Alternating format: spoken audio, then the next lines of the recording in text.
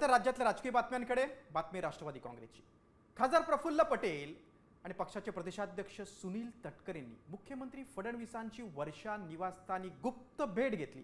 त्यानंतर आपल्याला पूर्वसूचना न देताच भेट घेतल्यानं या नेत्यांना सुनेत्रा पवारांनी जाब विचारल्याची माहिती सूत्रांनी दिली।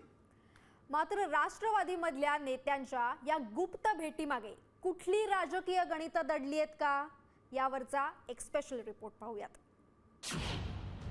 मुख्यमंत्र्यांसोबत पटेल तटकरेंची गुप्त भेट।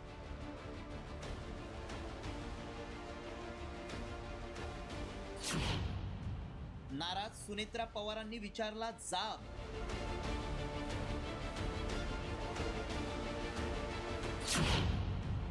भेटीमागे नेमकं कारण काय?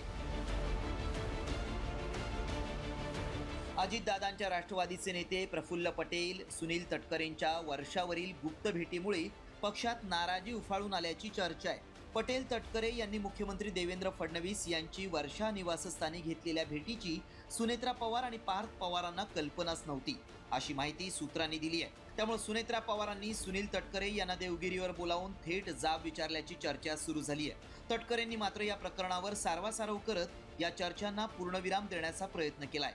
आम्ही परस्परांच्या संपर्कात नियमितपणाने असतो। काय बोलून घेतलं विचारलं गेलं असं नाही। आम्ही शक्य वरिष्ठ सहकारी त्या ठिकाणी बदलवतो।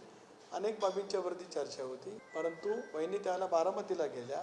बारामतीवरून सुद्धा त्यांचं माझं बोलणं झालेलं होतं। त्याच्यानंतर दुसऱ्या दिवशी मंत्रिमंडळाची बैठक होती। मंत्रिमंडळाच्या बैठकीला आल्या त्यावेळेला सुद्धा त्यांचा माझा फोन झाला होता, संपर्क झाला होता। त्यामुळे तशा पद्धतीचं काही असल्याचं काही कारण नाही। एवढंच नाही तर महायुतीतील घटक पक्ष असल्यामुळे कुणीही मुख्यमंत्र्यांना भेटू शकतो, असं सांगत पक्षातील नेत्यानं पटेल तटकरेंच्या भेटीचं समर्थन केलंय। शेवटी हे महायुतीचं सरकार आहे। आम्ही सगळेच मंत्री आमच्या विभागाचे आम्ही सगळे काम करतो।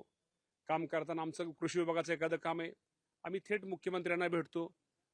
संध्याकाळी जातो, सकाळी जातो, दुपारी जातो, डायरेक्ट आम्ही बोलू शकतो। आम्ही आमची कामं सांगू शकतो।